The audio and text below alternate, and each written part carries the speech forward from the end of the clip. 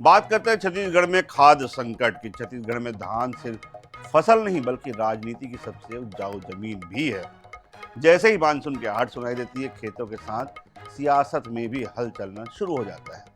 लेकिन इस बार मुद्दा समर्थन मूल्य का नहीं बल्कि खाद का है। सरकारी आंकड़े बता रहे हैं कि लक्ष्य के मुकाबले सिर्फ 70% रासायनिक उर्वरकों का ही भंडार राज्य में है। उधर किसान खाद की तलाश में है और नेता मुद्दे की तलाश में। खाद को लेकर कांग्रेस कह रही है कि किसान परेशान है, लेकिन सरकार कह रही है कि पर्याप्त खाद है। एक रिपोर्ट देखिए। छत्तीसगढ़ में मानसून की दस्तक जल्द ही होने जा रही है। इसे लेकर खरीफ सीजन की तैयारियां तेज हो गई है। किसान खेतों की तरफ लौट रहे हैं, बीज लगाने की तैयारी कर रहे हैं। लेकिन इसी बीच खाद की उपलब्धता को लेकर चिंता भी बढ़ने लगी है। सरकारी आंकड़ों के मुताबिक निर्धारित लक्ष्य के मुकाबले अभी तक करीब 71% खाद का भंडारण कर लिया गया है। यानी बरसात आने से पहले खाद की उपलब्धता किसानों के साथ सरकार के लिए भी चुनौती साबित हो रही है। विपक्ष इस मुद्दे पर सरकार को लगातार घेर रहा है। नेता प्रतिपक्ष का कहना है कि सरकार का सब कुछ ठीक होने का दावा जमीनी हकीकत से मेल नहीं खाता। देखिए, सब ठीक है कहना तो उचित नहीं है ना।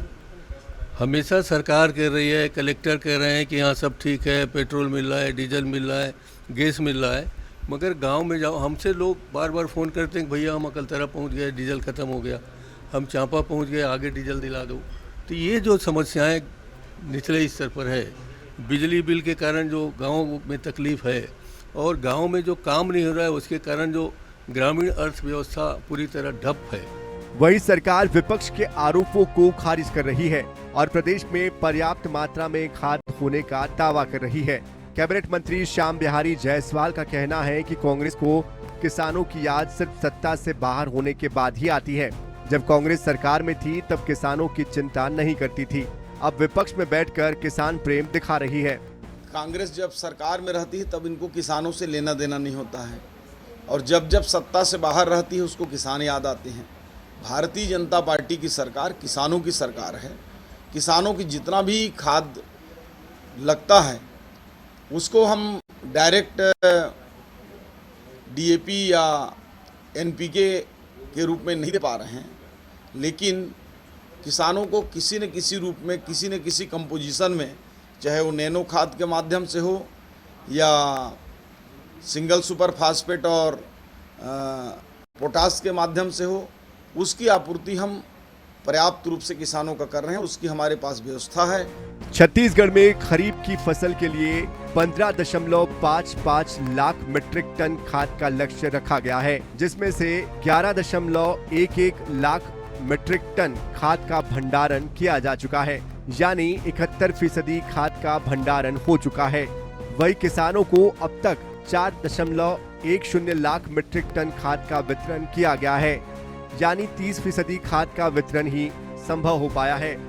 यही वजह है कि जगह जगह खाद के लिए किसान परेशान हो रहे हैं। इसीलिए उपलब्धता को लेकर सवाल उठना लाजमी है। अब देखना होगा कि सरकार के दावे धरातल पर हकीकत साबित होते हैं या विपक्ष को अपनी सियासी जमीन उपजाऊ करने का अवसर मिलेगा। गौरव शर्मा, INS 24/7 रायपुर।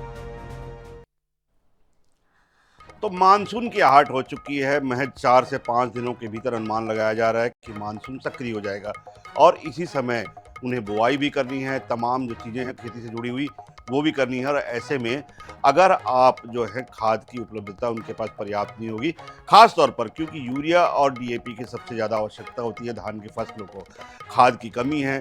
सोसाइटियों के बाहर, कई सोसाइटियों के बाहर ये बोर्ड लग चुके हैं कि खाद उपलब्ध नहीं है। दूसरी बात, जो शर्तें बनाई गई है उसको लेकर किसानों को खासी परेशानी हो रही है। कुछ चीज़ें जो खाद को लेकर है, पहली बात, प्रति एकड़ केवल 1 बोरी जो है वो ही खाद दिया जाएगा।